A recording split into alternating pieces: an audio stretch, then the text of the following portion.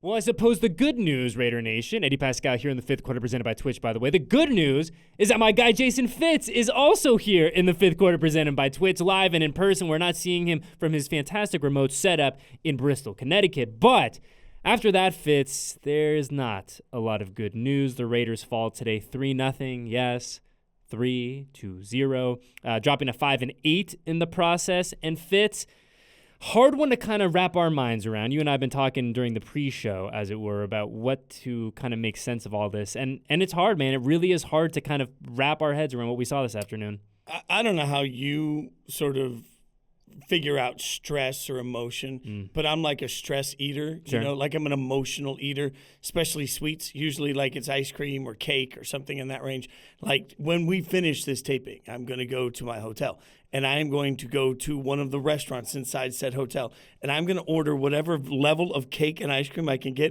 And I'm just going to sad eat it off on the side and I'm just going to sad eat it. And over and over again, I'm going to think the same thing.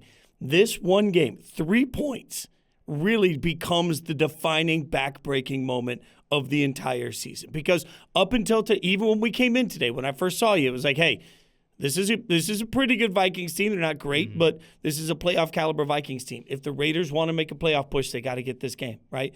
And over the course of 3 hours, we went from if the Raiders want to get in the playoffs, they got to get this game to so where's the draft standing look like? It was the backbreaker, 3-0, and kudos to the defense for a great effort we'll get into. But, man, this just was a reminder that I don't know if the Raiders will go on a miraculous run, but I know today the Raiders are not a good enough team to be in the playoff conversation. Yeah, 100%. We do need to talk about the defense and Patrick Graham and Maxx Crosby and all the historic things that are headed his way and really the way of the entire defense. But, I mean, you brought up a great point when we were talking before we started rolling, before we listened to Antonio Pierce, which we also have to dive into what we heard from AP this afternoon as well, post-game. But you were saying if the Raiders were able to find a way to win this game, and you're sitting at 6-7, now you're a game out of the playoff picture, right? Well, you're in the picture. You're firmly in the picture, but you're literally a game out of playing postseason football with Justin Herbert, a banged-up Justin Herbert who we just found out broke a finger on his throwing hand. No doctor, seems to be an issue.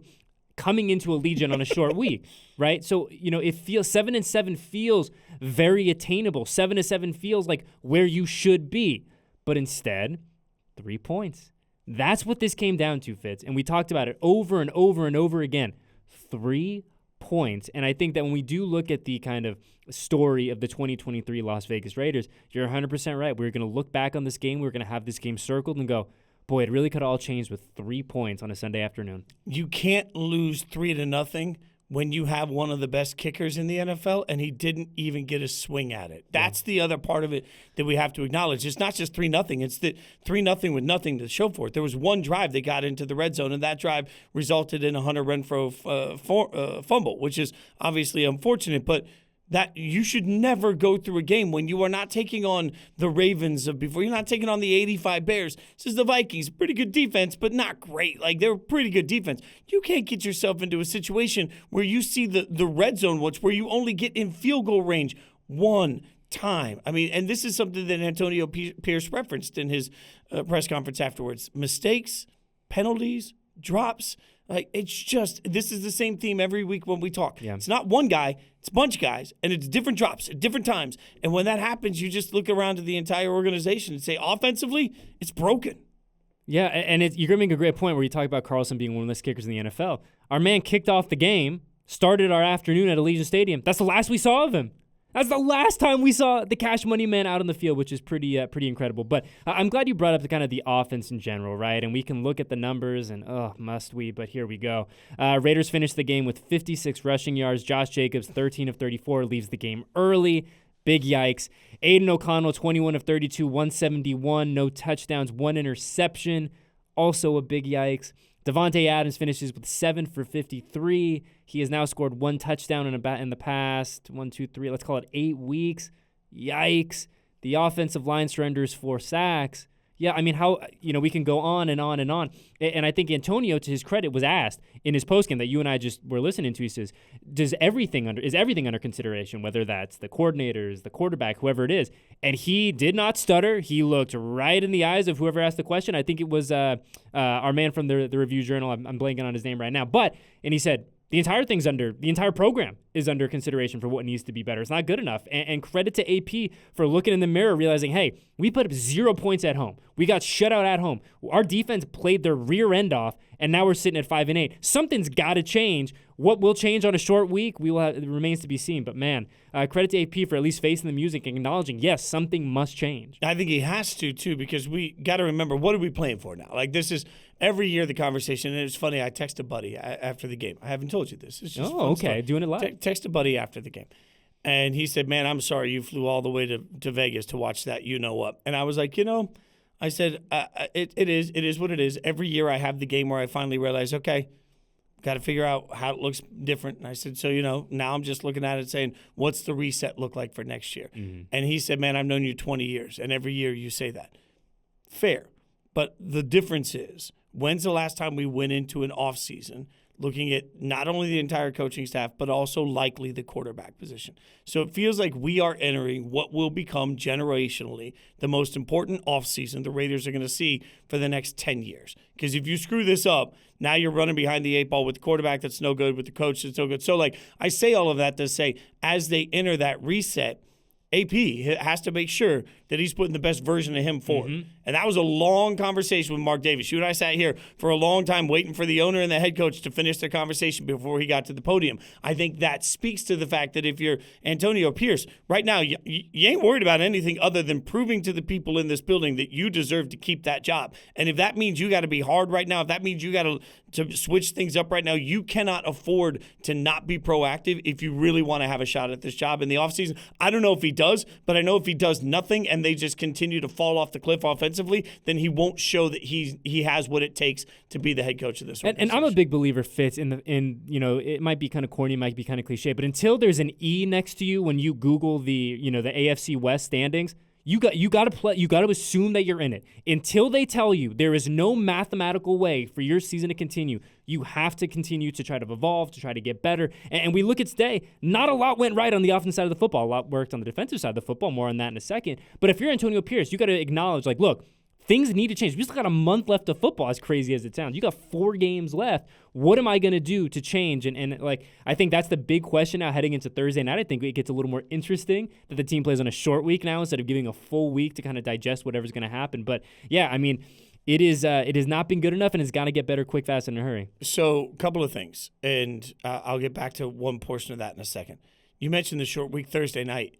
This is where it gets really curious because a short week is a challenge for a young quarterback. 100%. And Coach was really obvious at the podium when he said, hey, we're going to look at everything. We got to look back at the film. It'll all be considered. I don't know what you do, but he also did say we knew when we started playing Aiden that there would be ups and downs, and this was not our best day.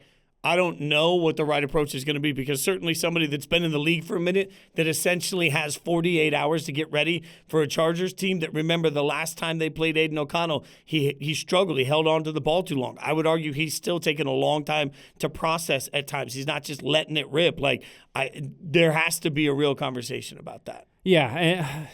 And at this point, Fitz, as we sit here approaching mid-December, there's no easy answers, right? You and I were kind of talking about this before. There's no easy answers to the test. If you do ultimately decide, hey, we're going to make a change of quarterback, we're going to make a change of coordinator, we're going to do something different schematically. Okay, but what does that look like in 72 hours, in 96 hours when this team hits the field again? So I think that is important, all of us as fans, all of us as people who enjoy watching the Raiders, right? You kind of have to keep everything in perspective. I want these wholesale changes. You and I read the comments from the fans, and it's their prerogative to get upset, to be excited, to feel however. But I think that you also have to live in the world of reality a little bit, where we're recording this at 5:30 on a Sunday. The Raiders are going to play at 5:20 on Thursday. There's not this, 7-week acclimation period or, hey, we're going to be able to try to get real weird in the lab over the next 4 days. No. There is a very real time essence, a time aspect to all of this. So I just encourage, and I know it's the worst thing to say, just a little understanding, a little patience from the fan base as we do ultimately gear up for Thursday night. But here's the thing. I'm used to this. In the summer when I'm not positive enough about the team, fans blow me up and say that I suck at my job, right? And then when we get to this point in the season when I'm not low enough on the team, then people people say that I'm taking it soft on them. Like, I think I try and stay pretty even keel I would agree. in all of this and try and be as logic-driven as possible. So let's put the logic to the test here on what the next couple of days look like. For anyone that doesn't know, most coaching staffs have somebody that's called an advanced scout. That person is looking at an opponent that's 2 to 3 weeks out, right? So they are handed a book tonight that's going to be an advanced scout on Thursday. They're going to start to actually break down everything they need to know for the Chargers if they haven't done a little cheat work on that. They're going to basically start early tomorrow morning. So tomorrow there'll be a book essentially that goes out to players of here's what we're thinking that will then be talked through on Tuesday, walked through at best on Wednesday. And off we go. And then we go. Like, so you are talking about a few hours of actual time on the field by the collective bargaining agreement, a few hours of time on the field where you're going to fix what we just saw? Like, that just feels – so if I'm Antonio Pierce, what I got to do right now is I got to look around and ask myself one important question. We just had a bye week. Did I see enough from the people I'm trusting to be my coordinators in a bye week to prove that we have what it takes moving forward? Defensively, I think we absolutely did. Oh, yeah, flying colors. Defensively, we did. Offensively, I said to you as we were watching the game together, where was the trick? Where was the new install? Where was the something that you're saying, oh, I've never seen that? Where was the movement trying to find a way to get Devontae open in the second half? Where were the adjustments that we talked about? Like, I didn't see that. So I think it's fair for Antonio Pierce right now to look back and make sure. I'm not saying I never want to root for anyone to get to lose the job. But what I want Antonio Pierce to do is look at it and make sure that the people he's trusted are executing his vision. And I think that's the big frustration. Well, I mean, one of the big frustrations coming in today, Fitz, is you had 2 weeks for this game. You had 2 weeks to put this game plan together. And look, credit where credit is due, and we will get there eventually, I promise. This defense was phenomenal. Phenomenal today, right? Maxx Crosby, man on fire. I mean, dude, yes, check across the board. Offensively, I think my big frustration comes from, yes, you're 100% right, that lack of creativity, that lack of oomph, that lack of razzle-dazzle, if you will. You get to the second half, nothing is working, right? Like, you can be honest as you get into the third quarter, be like, it's not our day. Let's get a little weird. Let's do something. Let's see a little creativity. There's those handful of plays on the back of the playbook for, hey, you never know. Let's see some of those. It felt very static. Obviously, Josh Jacobs going out when he did. Josh Jacobs not being at 100% really the entire game. That throws a big curveball in your offensive scheme.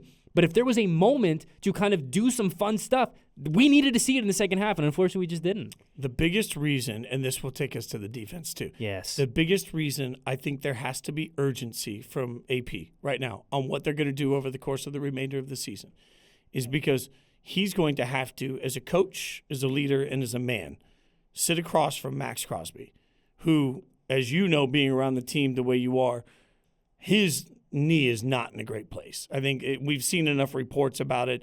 Everybody's talked enough about it. He's talked enough about it. Yeah. His knee's not in a great place. You've got a guy that right now could easily come to the organization and say, man, we got nothing left to play for. Let's shut it down. Let's get it worked on. Let's start the process of getting ready for next season. Maxx isn't doing that.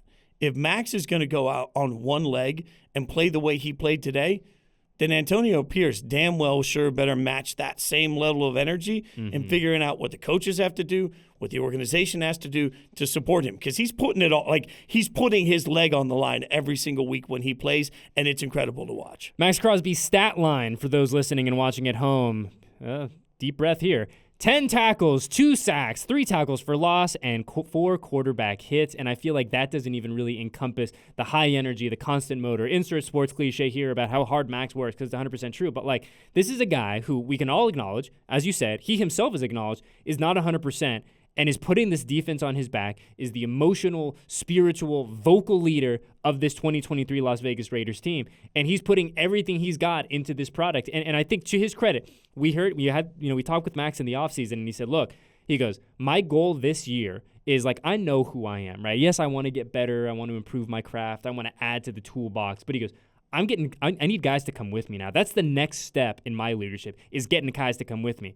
And he's done it. He has 100% done that. Robert Spillane, he's along for the ride, having a great season. We saw Tyree Wilson today getting better and better and better. Malcolm Kuntz has had an awesome month. Maxx, and that's what Maxx is doing now. He is dragging guys, and they're not kicking and screaming. He's saying, we're all going together, and this defense, we're going to play really, really solid defense. And that is exactly what the Raiders defense did this afternoon. I mean, Josh Jobs, to his credit, does the best he can, ultimately gets removed from this game. But the Raiders, in totality, allow 146 passing yards. The overall quarterback rating for the Minnesota Vikings today was 63. 63. Golly. Now, to play devil's advocate, to be, paint a full picture, the Vikings did average north of 4 yards a carry on the ground. They run the ball 30 times for 132 yards. Madison at 6.5 yards himself. But we talked about it. This is and I mean this with all due respect, kind of a ragtag group on defense, obviously led by Maxx Crosby, but they are playing really quality football, Fitz. They really are. You've asked me in the past, who's the other guy? Yeah. And you mentioned Spillane. There were 3 or 4 times you saw him time jumping to the line of scrimmage because he knew what was coming and exploding through it in a way that shows you instincts, it shows you skill, it also shows you film study, all of the things. Like Spillane is playing at a different level. I think Divine Diablo has put himself 100%. in position over and over and over. Malcolm Kuntz, somebody that we saw a couple of times start on the outside, finish the move to the inside, and then all of a sudden you're looking at it and say, man, he's become disruptive, right? Tyree Wilson, not only did he have the sack, which is always great to see at this point, he had a couple of plays where clearly he was not in the spot where he needed to make the play. It wasn't his play to make. Laid his body out, tripped people up. Like it was from a defensive front 7 standpoint, it was a really stinking good game. Like the energy that you've mentioned that Max brings is being matched by everybody, and that's been a change with the new regime. Like it feels like guys are playing with a different fire on the front line, particularly defensively. Yeah, 5 sacks in total for Patrick Graham's defense today. That's good any single day of the week. And I think just sticking on Tyree for a sec, I think today, Fitz, and correct me if I'm wrong, it felt like this is the first, I don't say the first time, but this is perhaps the most clear example we've seen of this coveted length that we've heard about from Tyree. Obviously, you see it if you watch the man play football, but we saw the benefit of that length. We saw him using his body. We saw him being kind of the disruptor, the athletic marvel, right? Like, God bless Max. Like, you look at Maxx Crosby, you look at Tyree Wilson, those are 2 very different dudes body type-wise, right? And so we saw kind of the raw athleticism. We saw the raw potential that Tyree had, and it's really exciting, right? And so all of a sudden you have a few plays where it's Max getting home, it's Tyree getting active, it's Malcolm Kuntz out there. To your point, it's Divine, it's Robert Spillane. Like, you have dudes out there now, not to mention the secondary that is getting better and better and better, and it doesn't matter, seems to matter who they're throwing in there, but this defense is doing their thing, playing a great band of football, and I know it's a team game, but God, you got to feel for those guys. You got to feel for those guys that they let up 3 points, and they're going to have a pretty crummy Monday. 3 points, including a play where Spillane absolutely tips the ball beautifully, and somehow, some way it gets caught, and that was the difference maker in the game. Like, in a game like this, and it's funny because we were sitting, peek behind the curtain, we were sitting with Eric Allen during one play, and there was a Vikings receiver wide open, and the pass was off mark. And I looked at EA, and I said, man, better to be lucky than good. All right, well, sometimes that bites you in the butt. Right, so when you got Spillane diving out, tipping the ball, and it ends up being a catch that keeps the drive alive, that ends up helping them move down the field to score that field goal. Like, those are the moments where it just felt like there was no margin for error. I feel for the defense because you give up 3 points in the modern NFL, you win. I mean, and try this one on for size, Fitz. The Raiders allowed the Vikings to gain 124 total net yards through 3 quarters, right? So going into the 4th quarter, they had surrendered 124 yards. The only game in the last 10 years that the Raiders allowed fewer net yards through 3 quarters was Week 12 of 2017. It's been a minute. That's amazing. So now you're putting in I don't want to say just 10 years, but you're putting now in a historic sense what this Raiders defense did today, right? And yes, it was Josh Jobs and Nick Mullins, who, gosh, is now, I guess, officially the Raiders killer again. Yep. But, I mean, Patrick Graham, week after week after week, and you and I have had this conversation a million times. If I would have told you that the catalyst for success for the 2023 Las Vegas Raiders was going to be the defense consistently, not for a week, not for a month, but week after week after week, now 3 quarters of the way through the season, you never would believe. I wouldn't have believed me, but here we are, and that's the case. And it's so interesting because most of the names are not names we expected to be where they are. Yeah. Right? Like, we have reached a spot where the secondary overall feels like a revolving door. Different guys are active every week. Different guys are stepping in every week. and it doesn't stop anybody, right? And even there were times in the course of this game where, due to some hits, like Meek was taken off the field, Nate Hobbs was taken off the hits, right? Like it just feels like it's become very plug and play, which can happen when you have a defensive line that's creating pressure constantly, and that's the thing. Like I believe that because the front seven has done such a nice job, it just creates it creates ghosts, and that helps with the coverage. And frankly, I look at this and felt like, as much as we'll talk about this was an ugly football game, and it was. I mean, it was ugly to watch from both sides. As much as we'll talk about that, it was a pretty defensive effort. Yeah. Like, the defense came out and did everything you possibly – and the heartbreaking part of that is that, lost in the conversation about what the coaching staff will, could, should look like, would look like for the rest of this year, for the rest of time. Like, the one thing that's funny to me is that we as a fan base, I think we're very hard on Patrick Graham for a very long time. And there were a lot of people last year that were like, this defense sucks. This guy's a bum. Like, you hear all these things, right? And now we're sitting around saying, wait, like, continuity can help in a defense. Like, you can feel that palpably from this defense. We talk about how the Raiders defense has been good in a sustained way this year. Here's a number to try on for you, Fitz. The Raiders kept the Vikings to -8 net passing yards in the first quarter.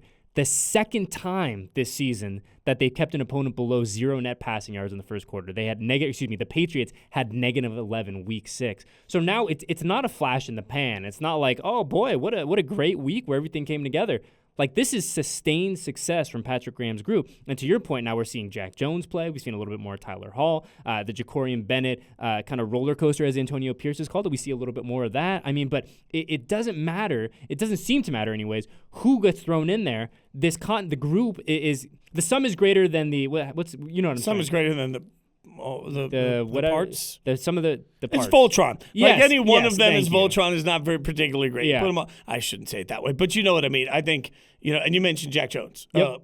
Huge kudos to somebody that was playing so explosively. There were a couple of missed tackles early. Yeah, and obviously a big one at the end. Everyone's going to circle. But I think that speaks to sort of the way he plays the game, right? Like, he's going to play particularly aggressive, and it's good to have a guy like that can help be a disruptor. I thought Epps played really well in this game. Did. Obviously, the big hit on Justin Jefferson. He was out of the hospital, by the way, which is great news. But. Yeah, and we should note that I never want a player to miss a single step. Like, I want my beloved Raiders to beat the other team at full strength. That's what I want in the grand scheme of things. It was a beautiful hit, unfortunate injury that came with it. And you brought up a great point, too, when we were on our way over here, where if you're Marcus Epps, that's the way that you're supposed to do it, right? You protect yourself. You're not headhunting. You're not leading with the helmet. You're doing everything the right way, and it's just one of those unfortunate realities where it's a contact sport, right? And if you're a high school kid at home, that's the way that you should be taught, and that's the way that you should be watching it. It speaks to how physical this Raiders defense has become, too, because you watch Justin Jefferson out of the game, Madison leaves the game, couple offensive linemen for the Vikings left the game. Like, this defense was coming out and crashing. It was just absolutely trying to pop, and it worked. Yeah, you and I were joking during the course of the game where I think it was a graphic that Fox put up. I want to say, like, leading into the fourth quarter, right at the start of the fourth quarter, they said that the Raiders had never played a 0-0 game going into the fourth quarter, right? And the Vikings hadn't played a 0-0 game going into the fourth quarter since 1971, I think it is. Our friend Paul Gutierrez just tweeted out, the 3 combined points from today make this the lowest scoring indoor game in NFL history. And we were there. We were there. And how does that feel, just to know Not great. To know that we were. Not great. I think the hardest part about it is, and again, everybody yells and screams about so much of this. I feel like there are actually foundational building blocks this year that are in place that I feel really good about. And I don't know that I felt that way when we were doing the show a year ago. I was one of the people coming in saying, hey, I think this is a 2-year rebuild, and I think this team needs 20 new starters, 18 new starters, whatever. Where it stands right now, when you look at the way some of these guys are growing, you look at it and say, actually, there are a lot of pretty good pieces. The problem is, when you aren't deep enough and when you are not developed enough, you don't have any room for error. So something as simple as a holding penalty doesn't traditionally hold a great team back. They figured out a way to get out of negative down and distance. This team can't. Yeah, so little things, turnovers are big things, but like getting into the red zone and having an unfortunate turnover on a great play by a defensive player that Hunter Renfrow is going to want back for a long time. Yeah. That just lords over this game because there is no margin. When your offense is that bad and your team is this thin, there's just no room to screw up at all. And it kills me too that it was Hunter, right? Because we Hunter's kind of up and down for whatever reasons, right, of 2023 have been well documented, talked about by people that are not you and I, right? But the fact that we saw Hunter getting involved, that early we saw the big play, we're like, yes, here he comes. And I was like, man, I want him. If we don't get any moments out of the final month, Fitz, I want a Hunter Renfrow Allegiant Stadium touchdown, because if there's one dude who deserves that collective exhale, that collective moment, it's number 13. But we talked about the fumble, right? You're in field goal range. What does 3 points, what does 7 points mean over the course of this game? And, man, you feel for him, but you know in him he's going to come back bigger and better than ever on Thursday night against the Chargers. But, yeah, it was a tough one, man. But when you talk about what's left and what you want for Hunter Renfrow, I think we just have to remind everybody this is different than the end of a lot of seasons, because no matter what's left to play for as a team, individually there is a ton. The eye in the sky don't lie, man. Like it is wild how the next month can influence so much. If the Raiders go on a just absolute tear of a winning streak and suddenly everything looks wild and it's like, yes, we figured it all out. We're going to view the offseason one way. Like, we have to acknowledge, as the team sits here at 5-8, right? Like 5-8, if you're looking at a final record of 6-11 at this thing, man, that's tough to stomach. If you're looking at 8-9, man, we're right on the cusp, right? Like and then you start talking about, as I've said on Raider Nation Radio repeatedly, like Aiden O'Connell right now has to prove that he is better than the third or fourth best quarterback in next year's NFL draft. That's what he has to prove. That's in front of him for the next month. This was a regrettable game. The question is, if he does play on Thursday, how does he turn around and bounce back? And if he doesn't turn around and bounce back, that still answers the question. So it's almost like you're sitting there with the pros and cons list trying to figure out how to answer the questions of what's good and what isn't good. Like, what's good, what's not good is a more important question right now than playoffs or no playoffs. Well, I think over the final month here, Fitz, I think we'll get two things. Is we'll get a lot of clarity. I hope we'll get a lot of clarity on what the next 6 months, the next 12 months really is going to look like for this team. But I'm interested about the perception of the 2023 Raiders, right? We heard it after that Dolphins game where Tyreek said, look, yeah, the Raiders, obviously they've lost, but he goes, Antonio Pierce has changed the perception around this team. So what is the perception? Now the Raiders have lost 3 games in a row, right? They've stubbed their toe. We are now in one of the valleys of the season. Okay, how do you bounce back? What do you see over the final month? Like, yeah, I mean, like, if you're going to be completely honest, you're going to look at the numbers, like the chances of this team going to the playoffs, even if they win out, is not 0. I mean, it's a non-zero number, but it is a small number. But what do you do? Like, what does the effort look like, right? And that's one thing that I think, to Antonio Pierce's credit, we have never questioned since he took over the reins here, him and Sham Kelly. We have never questioned the effort from any single person on this roster, right? And so I'm curious now, over the final month, what does it look like? What does it feel like? To your point, what is the offseason? What is the mission? What is the goal of the offseason? When you say effort, though, like, that's a really good point I hadn't thought about. When's the last time that we looked around and said, man, we never saw a flat game? Yeah. Like, that's just... I mean, to be fair, I mean, you look offensively, you could say that this was flat, right? I think there's a difference between bad and flat. Okay. There's a difference between, man, we just did not execute, we're not very good. I think that's a fair, as a unit right now, whether it's the play calling, like, okay, at some point, anybody that's ever cooked, like, you can tell I'm hungry today. Yeah. You can tell I'm hungry. We are today. approaching dinner time. I like to make, I like to cook, right? And sometimes you'll make like a soup, right? And you got all the right ingredients and you're slow cooking this thing. And so you spend all day and you're like, I am so excited for this soup, right? And then you go in and you take a spoonful of it and you realize it sucks, all right? And you spend all day and it's not seasoned right. And now that it's not seasoned right, you can't fix it. You can't get this soup back to where it needs to be. I'm not sure the offense isn't in that boat. Like, something went wrong. But I don't look at the way that Aiden O'Connell or Josh Jacobs, like, look at little things like blitz pickup. Look at little things like effort on run blocking. Like, the guys are trying. And not to get you off there, but we also have Colton Miller's out. Andre James leaves the game early. You have Parham, who's playing center. Jordan Meredith comes in on the interior. Josh Jacobs is at 100%, and I know the NFL is a war of attrition, especially in mid-December. But I think we got to also just be honest with the fact that this was not the Raiders' offense when they are rocking and rolling at high speed and have the full complement of their greatness at Aidan O'Connell's disposal. Yeah, and by the way, most of the teams that are in the middle of the pack or worse don't have another guy. Like, next man up is a great principle that is rarely executed in the NFL. Like, we can say next man up, like the in-season tournament was just here in Vegas last night with the final of the in-season tournament. If I'm sitting on the Lakers bench and you're like, sorry, buddy, next man up, you're going in, it doesn't mean that that's going to be good, right? Like, So I think we have to acknowledge that next man up is a great principle, but depth is one of the tougher things for football teams to accomplish. It takes time with a roster to build into depth. I don't know that the Raiders are there yet, and I think that's fair to say it that way. I don't think that's a effort play, though, right? Mm-hmm. And so you can look back, and I'd have to go back game to game to think about what it looked like with previous regimes. But I can remember games under Gruden. I can remember games under Josh McDaniels. I think it's fair to look back at each. Remember games under Dennis Allen where the coach comes up afterwards and says, man, I don't know. We came out flat today. Yeah. And that hasn't been a thing for Antonio Pierce. So I think that's a fair point. If the future of the Raiders is in having the pulse of the organization and the pulse of the players, then AP is showing that he can absolutely do that. But if the future in the Raiders is also being great on the field, he has got to show that he understands how to try and fix what isn't currently great. And there may not be somebody in the building that can fix that, but he's got to have an answer. I mean, that's like, no pun intended, the literal $1 million question at this point is, can you find someone, whether it's Antonio, whether it's Antonio plus whoever, whether it's someone that you and I haven't even considered or talked about, that can motivate this group of men, right? That can have the collective buy-in, which this locker room has certainly, no doubt, 100% bought into what Antonio Pierce is preaching.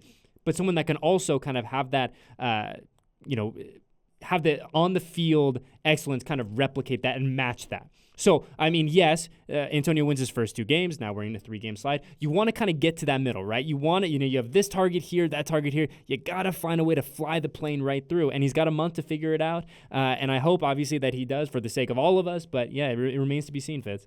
You think about the coaches right now that are truly, across the board, wildly successful.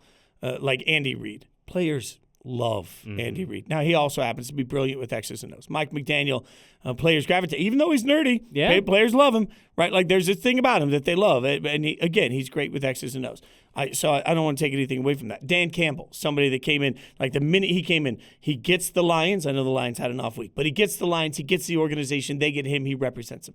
If that is Antonio Pierce's future to get to this job, the one thing that we have to remember is for most head coaching interviews, when you walk in, the way it typically goes, you walk in and you immediately show the world, hey, here's the list of people I would bring in. Here are the coordinators I have. That's why I always say the most concerning thing about a new head coach hire that you'll ever see is if you start to see reports of, well, they reached out to this coordinator, but he turned the job down, because now that means you're checking down the list. Mm-hmm. And I think the most important thing for Antonio Pierce right now to be proving to the organization and Mark Davis and everybody else is, hey, I got a call list. I know who I'm going to get to handle this. And if the answer is I can't fix the offense today, if his what felt like 10-hour meeting that was really 20 minutes with Mark Davis today was about how to fix the offense, if his answer is I don't think we can, he better be able to show Mark Davis how they fix it for the future. That's something he can't not have an answer to. 100%. And like I said, over this next month, hopefully we see, I really in my heart of hearts think we're going to get a lot of clarity on a lot of these questions that you and I have been kind of spitballing with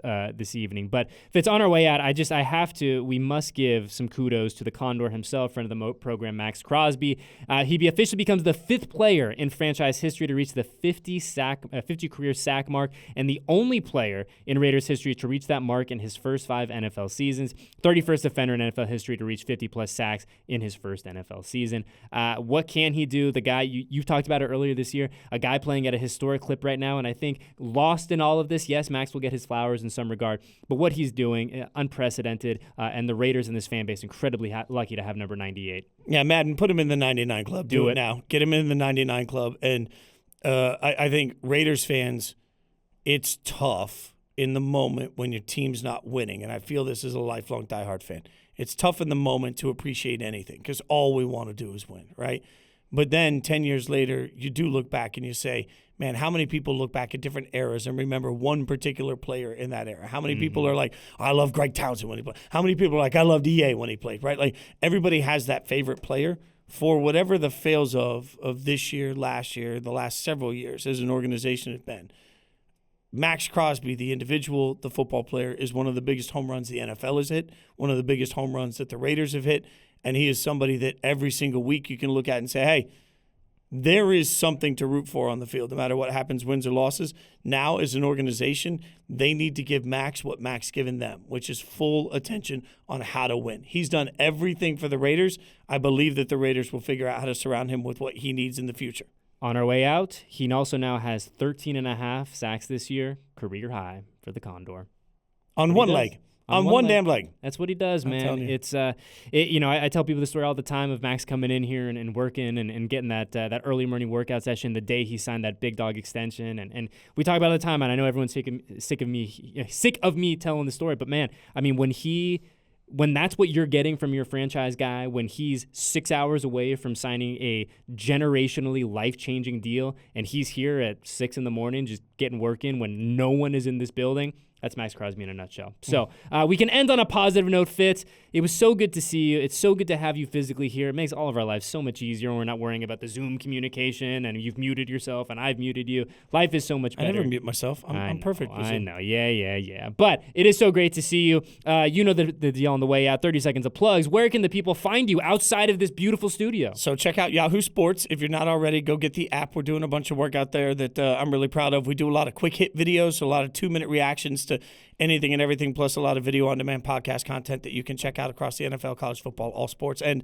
on Saturday mornings, Fox Sports Radio's The Fellas, 5 to 9 a.m. Eastern. Really early for you, so don't worry. You can just download the podcast version of it. I'm awake, though, man. I got a name-month-old. I'm awake at 5 a.m. That's every fair. day. You are awake wildly early.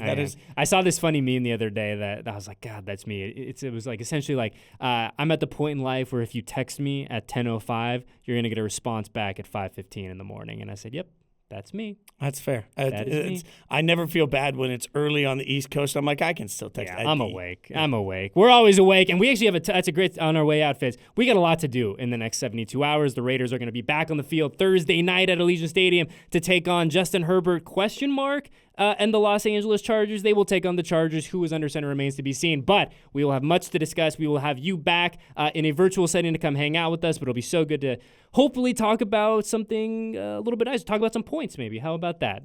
A points and a win. Yes, a points and a win. We'll yes, points and a win. I will take that every single day. Jason Fitz, it was so good to see you. So, for all of our friends at Silver and Black Productions, Eddie Paskal, my guy Jason Fitz, thank you for hanging out with us. And we'll see you guys in a few short days for our next episode of the Fifth Quarter presented by Twitch.